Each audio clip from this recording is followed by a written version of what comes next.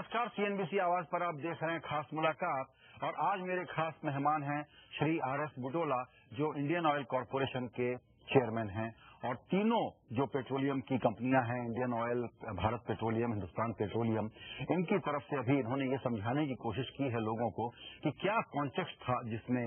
दाम बढ़ाए गए थे पेट्रोल के और उसके बाद उसको क्यों कम किया गया। और बुटोला साहब एक इंडस्ट्री के एनर्जी सिक्योरिटी के मामले में, एनर्जी की पूरी जो इंडस्ट्री है उसमें एक बड़े भारी हाइड्रोकार्बन सेक्टर के बड़े विशेषज्ञ भी हैं। आपसे बातचीत बुटोला साहब मैं जो करूंगा वो सिर्फ ये नहीं होगी कि दाम क्यों बढ़े वगैरह वगैरह, थोड़ा हम ये पूरे एनर्जी के मसले को भी आपसे समझना चाहेंगे क्योंकि आप इस क्षेत्र के बहुत बड़े विशेषज्ञ हैं। आपने हमारे लिए वक्त निकाला, आपका बहुत शुक्रिया। पहला सवाल मेरा ये है कि अब आप अगला दाम घटाने का राउंड आपका कब आएगा, दाम कब घटाएंगे पेट्रोल के? देखिए, पेट्रोल का जो दाम है हम हर 15 दिन में नॉर्मली रिव्यू करते हैं और कई बार ऐसे पीरियड आ जाते हैं कि जब किन्हीं कारणवश ये रिव्यू नहीं हो पाता और रिव्यू जो हम करते हैं उसका मतलब ये नहीं कि नेसेसरली प्राइस कम हो या बढ़े। कई बार जो है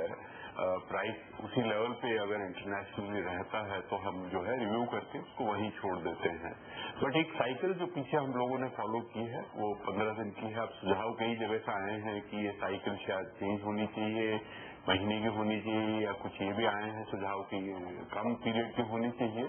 तो इस बारे में भी हमारी जो है, क्योंकि हम लोग आपस में, जैसे आपने पहले भी कहा कि एचपीसीएल, बीपीसीएल और हम इंडियन ऑयल का विचार करके इस पे जो है कोई निर्णय लेते हैं। बट मामूली तरह से अगर कहा जाए तो पिछले पीरियड में हमारी 15 दिन की साइकिल रही है कि जब हम हर बार, और तो ये प्रिडिक्ट करना बहुत मुश्किल है जी। तो ये संभव है कि ये जो साइकिल फिक्स है इसमें बदलाव हो, या तो ये हफ्ता हो जाए या महीना हो जाए, ये एक फैसला आप शायद अगले कुछ दिनों में लेंगे?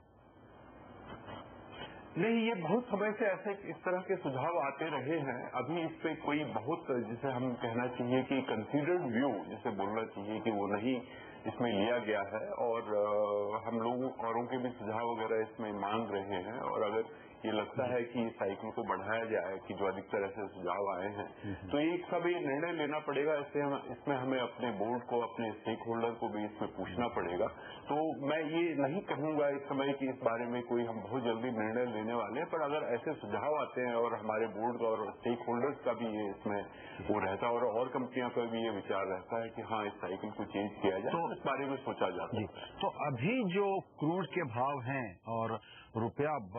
कमजोर होकर के जहां रुका है, उसके बाद 7.5 हुआ, फिर 2 रुपए करीबन घटा दिए गए। अभी आपकी अंडर रिकवरी की सिर्फ पेट्रोल के मद में क्या है? आपको अभी लॉजिकली स्पीकिंग बढ़ाने की जरूरत है दामों को या घटाने की जरूरत है? देखिए, अभी ऐसा है कि हम लोगों ने जब पीछे ये 6 रुपये 28 पैसे दाम बढ़ाए थे, कि जो कि हम खुद मानते हैं काफी स्टीप है, और हमने अपनी पहले, जैसे आपने वर्णन किया कि अपनी जितने भी हमें एक्सप्लेनेशन के मौके मिले, हमने कहा कि स्टीप है, पर कंपनियों के सामने कोई और जो है ऑप्शन नहीं रह गई थी। और उसके बाद जब हमने बढ़ाया तो ये जो है एक मार्केट लेवल पे आ गए, तो इसमें न हमें कोई अंडर रिकवरी या कोई लॉस नहीं रहा।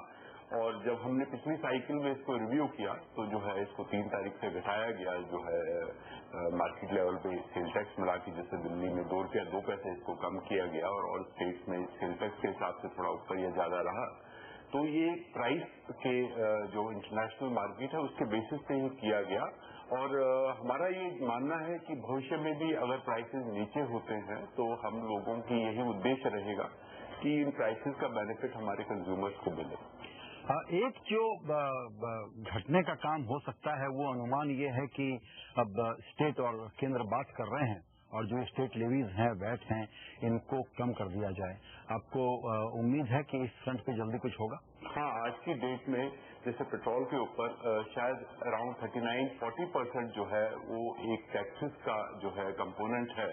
और जिसमें कि केंद्रीय सरकार का जो टैक्स है 14 रुपये 78 पैसे एक्साइज ड्यूटी के रूप में जो पेट्रोल पे लगता है, वो एक फिक्स है। अगर प्राइस कम होते हैं या बढ़ते हैं, जब बहुत भी बढ़ते हैं, तो केंद्रीय सरकार का वो 14 रुपये 78 पैसे जो है फिक्स रहता है, वो बढ़ता नहीं है। पर स्टेट में जो सेल टैक्स है वो 15% से लेकर 33% तक सेल टैक्स है, और वो जब दाम बढ़ता है तो वो ज्यादा वल्नरेबल होने के कारण उसका भी उस पर इम्पैक्ट आता है। जैसे कि अगर हमने जो है 6 रुपये 28 पैसा दाम बढ़ाया तो दिल्ली में इसका 7 रुपया 54 पैसे हो गया, यानी 6 रुपये 28 पैसे पे जो सेल टैक्स 20% के हिसाब से लगा 1 रुपया कुछ पैसे, जिसके कारण कि ये 754 हो गया। अदरवाइज कंपनियों ने इसे 6 रुपये 28 पैसा ही बढ़ाया था।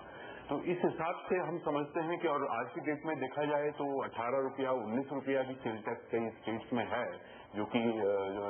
एक्साइज ड्यूटी जो केंद्र सरकार लेती है उससे भी ज्यादा है। तो हम समझते हैं कि इसमें जरूर कुछ कमी का जो है मार्जिन है, और अगर सभी स्टेट गवर्नमेंट्स और जैसे कि वित्त मंत्री ने कहा कि इस बारे में विचार करती हैं, तो ये हमारे हिसाब से एक अच्छा निर्णय होगा और इससे जो है हमारे ग्राहकों को थोड़ी जो है सुविधा और मिलेगी। अब जो फैसले होंगे, क्योंकि एक पुराना विवाद है और हर वक्त जब भी हम लोगों की चर्चा मीडिया में आप जैसे लोगों से करते हैं तो यह सवाल आता है कि पेट्रोल कहने को तो डीरेगुलेटेड है, जब आपको बढ़ाना था इतने महीने हो गए 8-10 महीने तब तो आपने बढ़ाया नहीं, और जब अभी बिल्कुल रुपया इतना कमजोर था और क्रूड के भाव जब बहुत ऊंचे थे तब हाथ लगाना चाहिए था, तब नहीं किया और अचानक आपने बहुत ज्यादा दाम बढ़ा दिए। आप कैसे हमको ये अश्योर करेंगे कि ये वर्चुअली डीरेगुलेटेड है या रियलिस्टिकली स्पीकिंग डीरेगुलेटेड है, और आपको कोई पॉलिटिकल कंसिडरेशन के लिए न कहा जाता है न आपको ध्यान रखना पड़ता है, आप अपना फैसला सिर्फ आर्थिक लॉजिक पे लेते हैं? ये बात जरूर है कि हमने जो पिछले जो प्राइस बढ़ाए थे या कम किए थे वो हमने दिसंबर के बाद से नहीं कर पाए, तो आप जरूर कह सकते हैं कि जो है इस बारे में जो है अंदाजन 5 महीना या 5.5 महीने का समय जो लग गया, जिस पीरियड में हम नहीं बढ़ा पाए। और उसमें एक कारण ये भी रहा कि प्राइसेस बीच में बहुत बढ़ गए थे, अंडर रिकवरी हम लोगों की जो है 8 रुपये यानी मार्केट लेवल पर अगर उसे देखा जाए सेल टैक्स मिला के तो 10 रुपये से ज्यादा ये प्राइसेस वगैरह बढ़ाने पड़ते उस समय। तो हमें ये लगा कि क्या हमारे पास गुंजाइश है, और क्योंकि इन्फ्लेशनरी प्रेशर भी जो है काफी ज्यादा हो रहे हैं, और ये बात भी सही है कि हर तरफ से सजेशन आते हैं जो है कि भाई स्टेक होल्डर से भी सजेशन आते हैं कि इस समय इन्फ्लेशनरी प्रेशर है, हम लोगों को भी दिखता है। तो हम जब हमारे पास जब ऑप्शन होती है और जिसे बोलना चाहिए कि कैपेबिलिटी होती है कि जब तक हम इन लॉसेस को अपने आप अब्जॉर्व करें, तो हमने उस कैपेबिलिटी तक उन लॉसेस को अपने आप पर अब्जॉर्व किया, प्राइस को नहीं बढ़ाया। पर जब देखा कि हमारी ये कैपेबिलिटी खत्म हो रही है, हम भी अपनी सीमा को बिल्कुल पहुंच गए हैं और हमारे पास अब कोई मार्जिन नहीं है, तो एज ए लास्ट रिसॉर्ट अंतिम हमें एक इस तरह से फैसला लेना पड़ा कि जो कि हम समझते हैं काफी स्टीप प्राइस इंक्रीज रही, बट ये हमारे लिए कोई और ऑप्शन नहीं होने के कारण हमें इस स्थिति पे उतरना पड़ा।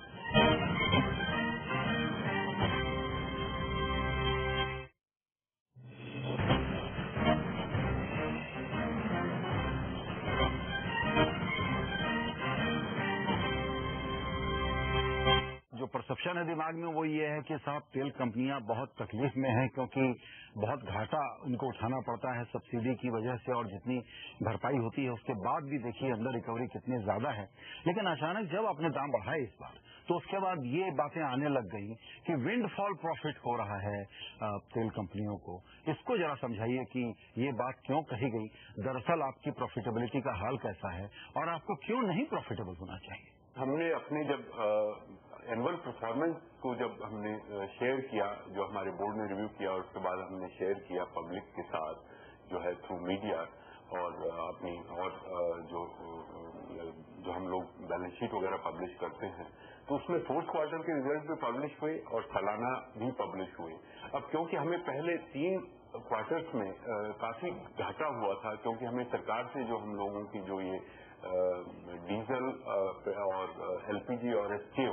जो केरोसिन है उसके ऊपर जो अंडर रिकवरीज हो रही थी, जो लॉसेस हो रहे थे, उसकी भरपाई नहीं हो पा रही थी। तो केंद्र सरकार ने हमें ये जो पैसा है पूरा का पूरा फोर्थ क्वार्टर में दिया, और अकाउंटिंग तरीकों से उसने हमें फोर्थ क्वार्टर में अपनी बुक्स में लिया, जिसके कारण कि फोर्थ क्वार्टर के प्रॉफिट एकदम से बहुत ज्यादा लगे। पर उसमें ये मानना है कि ये जो प्रॉफिट फोर्थ क्वार्टर में हमारे आए, ये फोर्थ क्वार्टर को बिलोंग नहीं करते। इसमें हमें जो पैसा मिला वो पिछले क्वार्टर्स का भी पैसा मिला। तो अगर हम सालाना स्थिति को पूरा देखें तो हमारा जो प्रॉफिट है पिछले साल के मुकाबले आधा रह गया। पिछले साल हमारा जो प्रॉफिट था 2010-11 में वो 7,500 करोड़ के करीब था, और इस साल में जो है 3,950 करोड़ रुपए के करीब है, जो कि 47 से 48% पिछले साल से कम है। तो ये संभव अनफॉर्चुनेटली एक इम्प्रेशन चला गया और मैं आपका धन्यवाद करता हूं कि आपने मुझसे ये सवाल पूछा और मुझे मौका मिला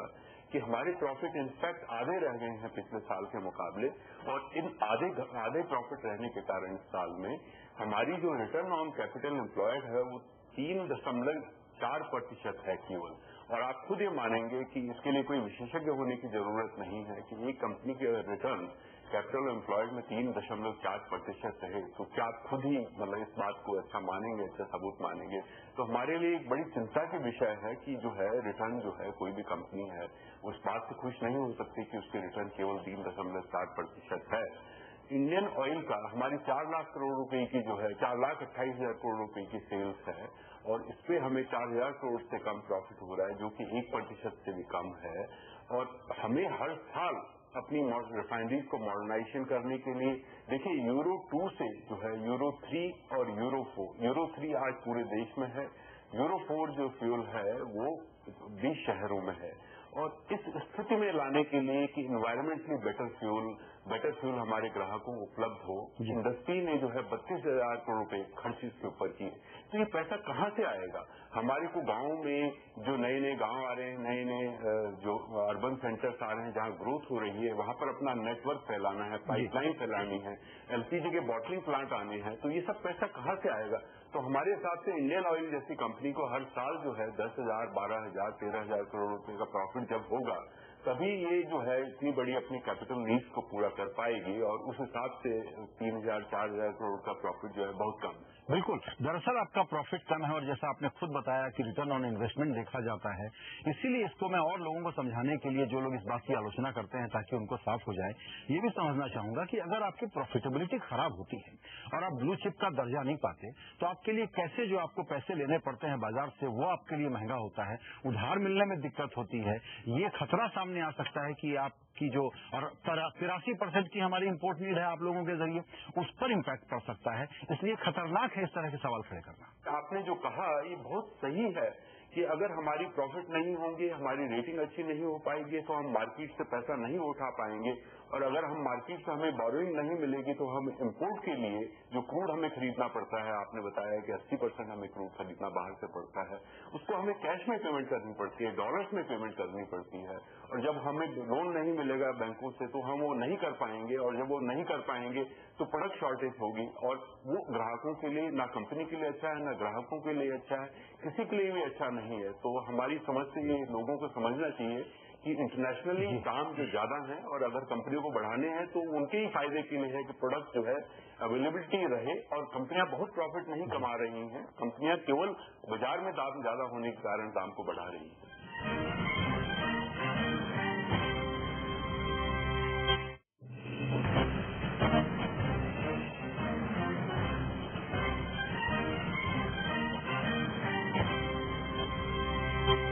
यहाँ पर दरअसल मुझे ये भी लगता है कि जो इससे जुड़े हुए स्टेक होल्डर हैं जिनका काम होना था कि पब्लिक को एजुकेट करें कि क्यों इस डिमांड को कम करना जरूरी है, क्यों इन कंपनियों को हेल्दी बना के रखना जरूरी है और क्यों दाम बढ़ाने जरूरी हैं, क्यों सब्सिडी कट करना जरूरी है। नहीं तो हल्ला मचता है कि आम आदमी की कमर तोड़ दी इन लोगों ने, कैसी सरकार है। तो दरअसल ये स्टेक होल्डर्स का बड़ा भारी फेल्योर रहा है और जिसका असर आप पर पड़ता है, आप भुक्तभोगी होते हैं उसके। मोरलेस अगर देखा जाए तो पेट्रोल का जो प्राइस है जब से 25 जून 2010 से डिरेगुलेट हुआ है ये मोरलेस मार्केट लेवल पे रहा है। अगर थोड़ा रही कभी किसी पीरियड में जैसे कि अभी 6-7 रुपए कम हमने उसको नीट प्राइस बढ़ाया। डीजल पे देखा जाए तो डीजल पे जो है 13-14 रुपए तक का जो अंतर है। एलपीजी सिलेंडर पे देखा जाए तो वो जो है 470-540 रुपए पर सिलेंडर तक का जो है डिफरेंस हो गया था, जो अंडर रिकवरीज वगैरह उसके लॉसेज जो हो रहे थे। बट पेट्रोल में मोरलेस लेकिन ये बिल्कुल ये जो आपने जिक्र किया कि डीजल पे, केरोसिन पे और एलपीजी पे जो आपको घाटा है वो अभी बड़ा भारी है और अभी डीजल पे तुरंत अटैक करने की जरूरत है कि इसकी प्राइसेस बढ़ जानी चाहिए, इसको डीरेगुलेट किया जाना चाहिए। इस मंजिल से आप कितनी दूर हैं? देखिए पहले मैं थोड़ा सा आपको ये बताऊं कि आपने ये कहा था कि अगर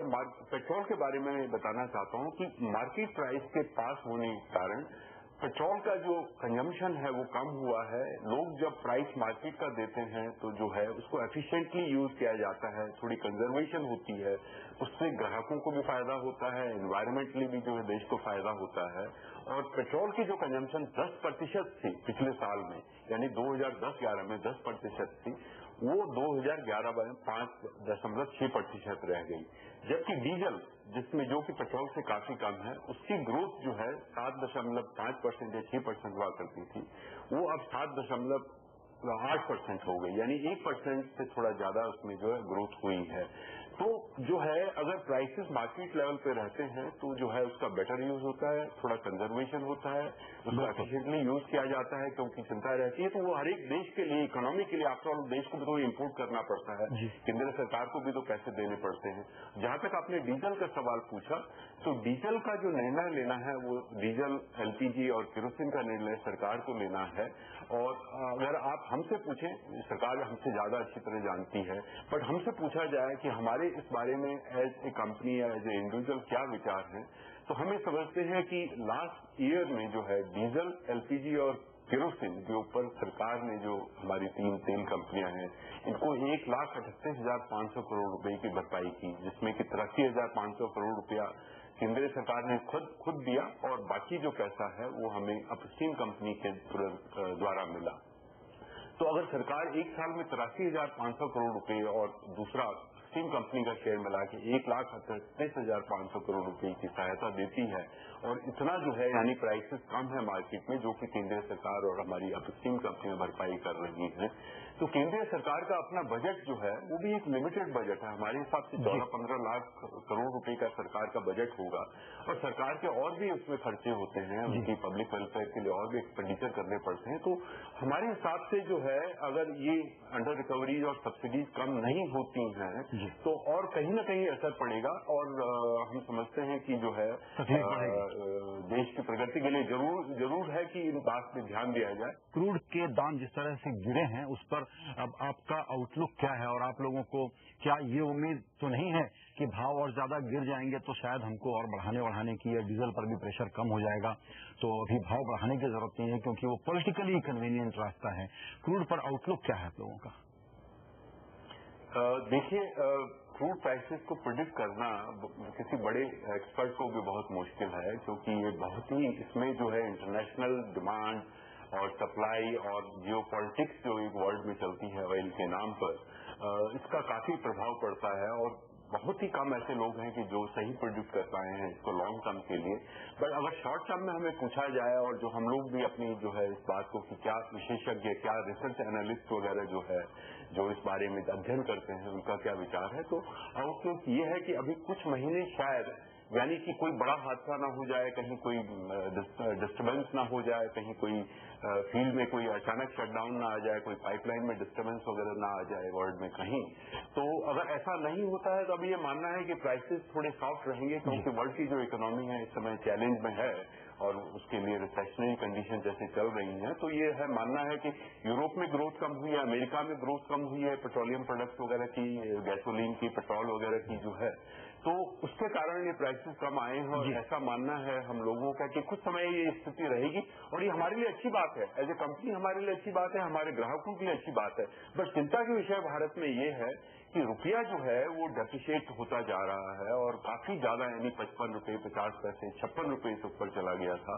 तो रुपये के कारण जो है, यानी जहां क्रूड ऑयल के प्राइसेस कम हो रहे हैं पर रुपया जो डेप्रिशिएट हो रहा है, इसका जो है जितना वो गिरता है, अगर रुपया बढ़ता है यानी डेप्रिशिएट होता है रुपया, तो वो हमारी जो प्राइस एडवांटेज है उसको खत्म कर देता है। एक आखिरी सवाल आपसे, बहुत बुरी बात है कि इतने कई बरस हो गए हैं कि हिंदुस्तान ने अपने लेवल पर कोई तेल खोजने का काम किया हो और उसमें उत्पादन बढ़ा हो, कि हमारी निर्भरता बाहर से तेल मंगाने पर कम हो, या कोई नए एक्सप्लोरेशन के लिए विदेशी कंपनियां आई हों, दोनों मोर्चे पर बिल्कुल एक बूंद का भी कोई काम आगे नहीं बढ़ा है। पिछले 3-4 साल में बिल्कुल कोई प्रगति नहीं है इस फ्रंट पे कि बाहर की कंपनियां आए, एक्सप्लोर करें और हमको लगे कि हम अपने बूते पे कुछ और एक्सप्लोरेशन कर सकते हैं, कुछ तेल खोज सकते हैं। देखिए, इसमें मेरा ये मानना है, जो मेरा व्यक्तिगत विचार है वो ये है कि हमारा देश जो है बहुत इस बारे में जो है इंडोर्ड नहीं है, यानी हम डेफिशिएंट कंट्री हैं। और अगर हम वर्ल्ड के रिजल्ट के हिसाब से, और या क्या पॉसिबल हो सकता है इंडिया में रिजल्ट और देशों में, अभी हमारे यहाँ बहुत कम खोज हुई है, हमें खोज ज्यादा करनी चाहिए, ज्यादा एक्सप्लोरेशन करना चाहिए। बट हम लोगों के यहाँ हम बहुत ज्यादा, हम ये कहें कि बहुत रिजल्ट के चांसेस वगैरह हैं जो है, जैसे सऊदी अरबिया, मिडिल ईस्ट और कंट्रियों के मुकाबले वो इतने नहीं है, एक भी एक हकीकत है। तो हमारी जो पॉलिसी होनी चाहिए, हमारे हिसाब से जो है, हमारा जो रेगुलेटरी पॉलिसी होनी चाहिए इस मसले पे, वो प्रमोशनल होनी चाहिए रादर देन की कंट्रोल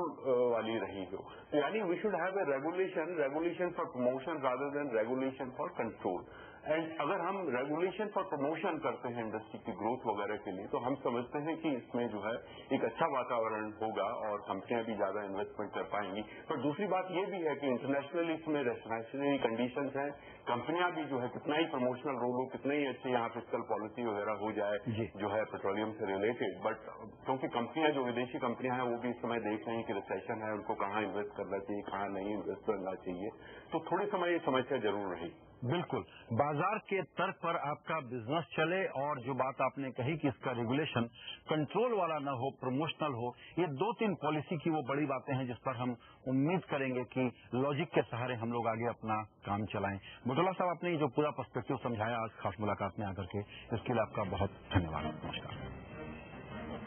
धन्यवाद संजीव, धन्यवाद।